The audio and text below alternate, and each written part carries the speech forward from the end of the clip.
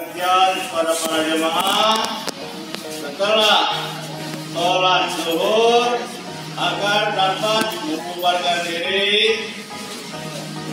Selanjutnya Masjid Agung Palembang menjelang sholat asar, sholat asar di sini kembali. Selanjutnya membubarkan diri.